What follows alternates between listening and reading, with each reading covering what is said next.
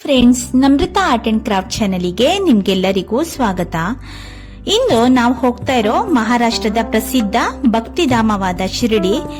ಇಲ್ಲಿ ಹೊಸದಾಗಿ ಆರಂಭವಾದ Shri Saibaba the wax world theme park ಬಗ್ಗೆ ಸಂಪೂರ್ಣ ಮಾಹಿತಿಯನ್ನ ನೀವು ಈ ವಿಡಿಯೋದ ಮೂಲಕ ತಿಳ್ಕೋಬಹುದು.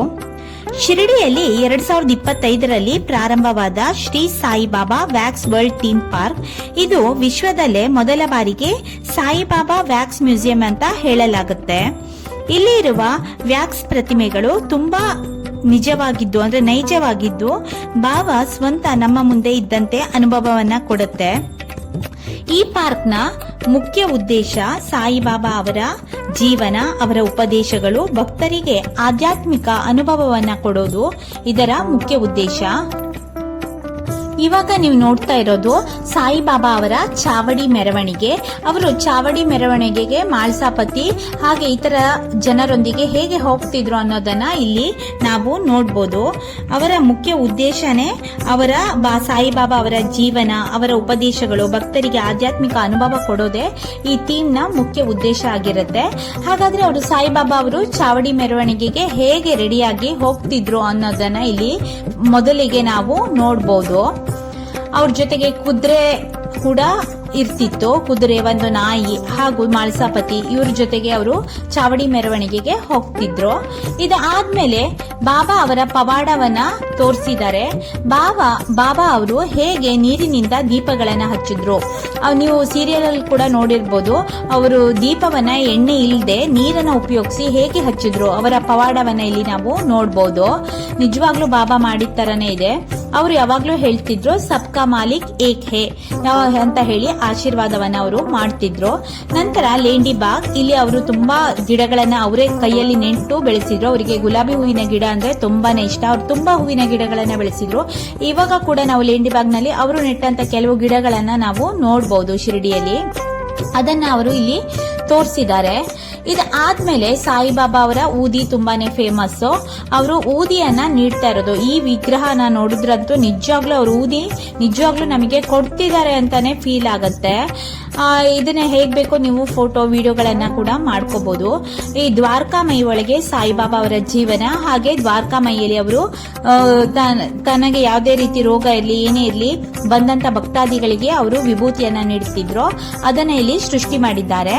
ಅದಾದ್ಮೇಲೆ ನಾವು ಅವರ ದಿನಚರಿಗಳು ಹೆಚ್ಚಾಗಿ ಅವರ ಕೆಲಸಗಳನ್ನ ಅವರೇ ಮಾಡ್ಕೋತಿದ್ರು. ಅವರು ಹಿಟ್ಟನ್ನ ಹೇಗ್ ಬೀಸ್ತಿದ್ರು, ಹಾಗೆ ಅವರು ಅಡಿಗೆಗಳಿಗೆ ಬೇಕಾದ ಪದಾರ್ಥಗಳನ್ನ ಅವರೇ ತಯಾರನ್ನ ಮಾಡ್ಕೋತಿದ್ರು. ಹೇಗೆ ಅಡಿಗೆಗಳಿಗೆ ಉಪಯೋಗಿಸ್ತಿದ್ರು, ಹೇಗೆ ಅಡ್ಗೆಯನ್ನ ಮಾಡ್ತಿದ್ರು, ದ್ವಾರಕಾಮಯಿಲಿ ಅವರ ಜೀವನ ಶೈಲಿ ಹೇಗಿತ್ತು ಅನ್ನೋದನ್ನ ನಾವು ಇದರಲ್ಲಿ ನೋಡ್ಬೋದು. ಇಲ್ಲಿ ಯಾವುದೇ ರೀತಿ ನೀವು ಫೋಟೋ ಶೂಟ್, ವಿಡಿಯೋ ಶೂಟ್ ಎಲ್ಲ ಮಾಡ್ಕೋಬಹುದು. ಇದಕ್ಕೆಲ್ಲ ಅಲೋ ಮಾಡ್ತಾರೆ. ಇದಂತೂ ನಿಜವಾಗ್ಲೂ ಬಾಬಾ ಅವರು ಹಿಟ್ಟನ್ನ ತಾವೇ ಬೀಸ್ತಾ ಇದ್ದಾರೇನೋ ಅಂತ ಹೇಳಿ ಫೀಲ್ ಆಗುತ್ತೆ.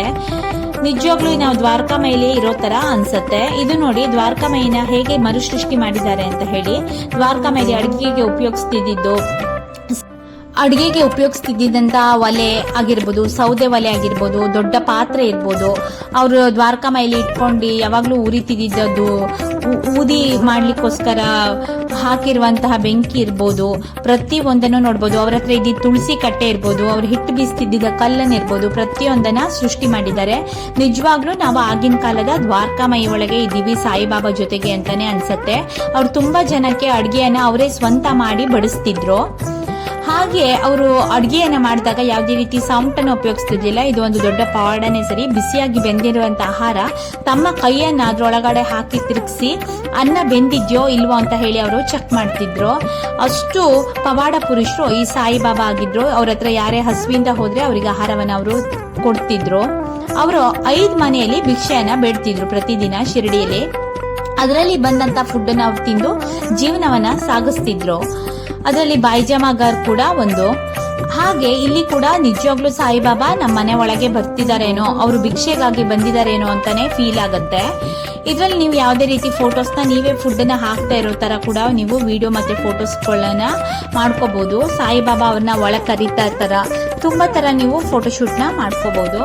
ನಿಜವಾಗ್ಲೂ ನಾವು ದ್ವಾರಕಾಮಯಿ ಒಳಗೆ ಅಥವಾ ನಮ್ಮ ಮನೆಗೆ ಸಾಯಿಬಾಬಾ ಅವರು ಸ್ವಂತ ಬಂದಿದ್ದಾರೆ ಅಂತಾನೆ ನಾವು ಇಲ್ಲಿ ತಿಳ್ಕೋಬಹುದು. ಅಷ್ಟು ಚೆನ್ನಾಗಿ ಇದನ್ನ ಸೃಷ್ಟಿ ಮಾಡಿರ್ಬೋದು. ಡೋರ್ ಇರ್ಬೋದು, ವಿಂಡೋ ಇರ್ಬೋದು, ಅಲ್ಲಿ ಇರುವಂತ ಫರ್ನಿಚರ್ಸ್ ಇರ್ಬೋದು, ಕಡೆಗೆ ಫುಡ್ಡನ್ನ ಹಾಕ್ಲಿಕ್ಕಿರುವಂತಹ ಮರ ಅಂತ ಹೇಳ್ತಾರೆ ಕನ್ನಡದಲ್ಲಿ, ಅದು ಇರ್ಬೋದು. ಪ್ರತಿಯೊಂದು ಕೂಡ ತುಂಬಾನೇ ಚೆನ್ನಾಗಿದೆ.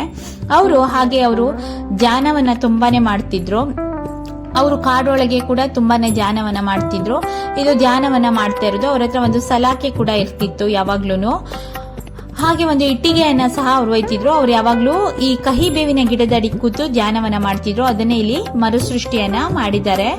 ನಿಜವಾಗ್ಲೂ ಅವರು ಆ ಕಹಿ ಬೇವಿನ ಎಲೆ ಕೂಡ, ಈಗ ನಾವು ಶಿರಡಿ ಹೋದಾಗ ದೇವಸ್ಥಾನದ ಪಕ್ಕದಲ್ಲೇ ಆ ಮರ ಇರೋದು, ಅದ್ರ ಎಲೆಗಳನ್ನ ತಿಂದ್ರೆ ನಮ್ಗೆ ಯಾವುದೇ ರೀತಿ ದೇಹದಲ್ಲಿ ರೋಗ ಇದ್ರೂ ಕೂಡ ಹೋಗುತ್ತೆ ಅಂತ ಕೂಡ ಹೇಳ್ತಾರೆ. ಹಾಗೆ ಸಾಯಿಬಾಬಾ ಅವರು ಆಶೀರ್ವಾದವನ್ನ ಮಾಡ್ತಾ ಇರೋದು ದ್ವಾರಕಾಮಯಲ್ಲಿ ಹೇಗೆ ಅನ್ನೋದನ್ನ ಇಲ್ಲಿ ಮರುಸೃಷ್ಟಿಯನ್ನ ಮಾಡಿದ್ದಾರೆ. ತುಂಬಾನೇ ಚೆನ್ನಾಗಿದೆ. ಅವರ ಆಶೀರ್ವಾದ ಎಲ್ಲರ ಮೇಲೂ ಇರ್ಲಿ. ಅವ್ರ ಜೊತೆ ಯಾವಾಗ್ಲೂ ಒಂದು ನಾಯಿ ಇರ್ತಿತ್ತಂತೆ. ಇವಾಗೂ ಕೂಡ ಶಿರಡಿಯಲ್ಲಿ ನಾವು ತುಂಬಾ ನಾಯಿಯನ್ನ ನೋಡ್ಬೋದು. ಅದು ಯಾವಾಗ್ಲೂ ಅವ್ರ ಜೊತೆನೆ ಇರ್ತಿತ್ತಂತೆ. ಅದನ್ನ ಅವರು ಇಲ್ಲಿ ಸೃಷ್ಟಿಯನ್ನ ಮಾಡಿದ್ದಾರೆ. ಹಾಗೆ ಶಿರಡಿ ಆಗಿನ ಕಾಲದಲ್ಲಿ ಹೇಗಿತ್ತು ಅನ್ನೋದನ್ನ ಕೂಡ ಬ್ಯಾಕ್ ಗ್ರೌಂಡ್ ಅಲ್ಲಿ ನಾವು ನೋಡ್ಬೋದು. ಅಷ್ಟು ಸುಂದರವಾಗಿ ನಿಜವಾಗ್ಲೂ ನಾವು ಶಿರಡಿಯಲ್ಲೇ ಇದೀವಿ ಅಂತ ಹೇಳಿ ಫೀಲ್ ಆಗತ್ತೆ. ಅಷ್ಟು ಚೆನ್ನಾಗಿ ಮಾಡಿದೆ. ಅವ್ರ ಕಣ್ಣು ಇರ್ಬೋದು, ಅವ್ರ ಕೈ ಇರ್ಬೋದು, ಅವ್ರ ಕಾಲ್ ಇರ್ಬೋದು, ಅವ್ರ ಮ್ಯಾಟ್ ಇರ್ಬೋದು, ಪ್ರತಿಯೊಂದು ಕೂಡ ಮರುಸೃಷ್ಟಿಯನ್ನ ಇಲ್ಲಿ ನಾವು ನೋಡ್ಬೋದು. ಸಾಯಿಬಾಬಾ ಮಲಗ್ತಿರೋ ರೀತಿನೂ ತುಂಬಾನೇ ಪವಾಡ ಸದೃಶ್ಯವಾಗಿತ್ತು. ಒಂದು ಮರದ ಪೀಸ್ ಮೇಲೆ 4 ಹರಿದೋಗಿರೋ ಬಟ್ಟೆಗಳಿಂದ ನೇತಾಡ್ತಿರೋ ತರ ಒಂದು ಮರದ ಮೇಲೆ ಅವರು ಮರದ ಒಂದು ಪೀಸ್ ಮೇಲೆ ಮಲಗ್ತಿದ್ರು. ಅದರ ಸುತ್ತಲೂ 4 ದೀಪವನ್ನ ಹಚ್ಚಿಡ್ತಿದ್ರು. ಈ ಪವಾಡವನ್ನ ನೋಡ್ಲಿಕ್ಕೆ ತುಂಬಾ ಜನ ಬರ್ತಿದ್ರಂತೆ ಆಗಿನ ಕಾಲದಲ್ಲಿ. ನಾವ್ ಇವಾಗ ನೋಡ್ತಾ ಇರೋದು ಗುರುಸ್ಥಾನ. ಅವರ ಗುರುಗಳಾದಂತಹವರು ಸಮಾಧಿಯಾದಾಗ ಆ ಸಮಾಧಿಯನ್ನ ತೆಗೆದಾಗ 4 ದೀಪಗಳು ಕಾಣಿಸ್ತು. ಅದನ್ನೇ ಇಲ್ಲಿ ಮರುಸೃಷ್ಟಿ ಮಾಡಿದ್ದಾರೆ, ಗುರುಸ್ಥಾನ. ಇದನ್ನ ನಾವು ಶಿರಡಿಯಲ್ಲಿ ನೋಡಬಹುದು. ಇದನ್ನೇ ಇಲ್ಲಿ ಮರುಸೃಷ್ಟಿಯನ್ನ ಮಾಡಿದ್ದಾರೆ.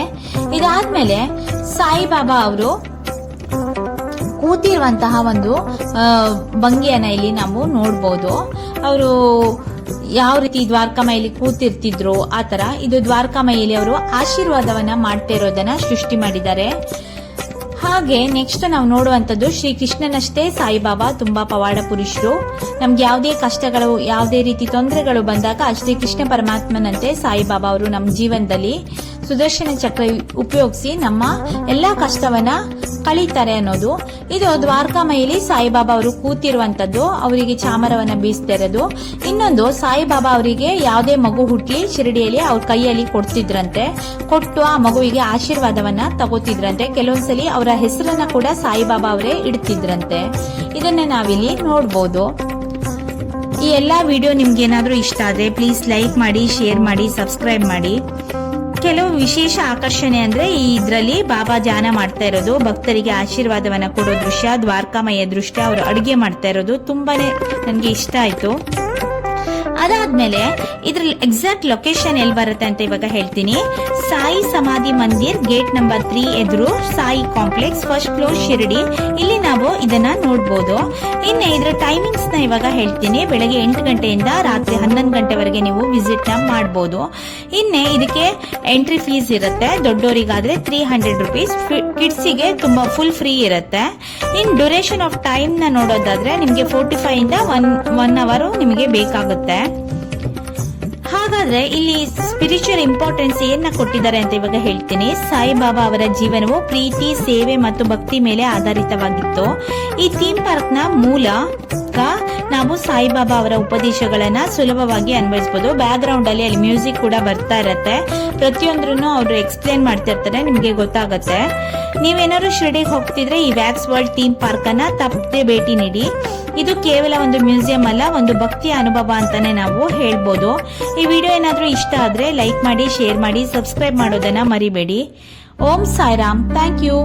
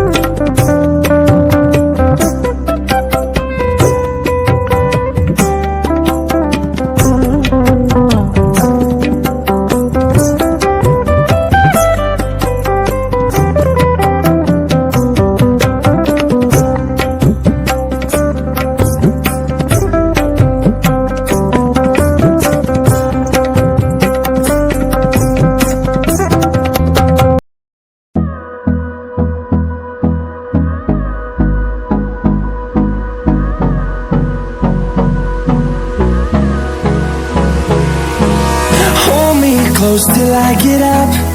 Time is barely on our side. I don't wanna waste what's left. The storms we chase are leading us, and love is all we'll ever trust. Yeah, no, I don't wanna waste what's left. And on we'll go, through the wastelands, through the highways, till my shadow turns to sun rays. And on we'll go, through the wastelands, through the highways, and on.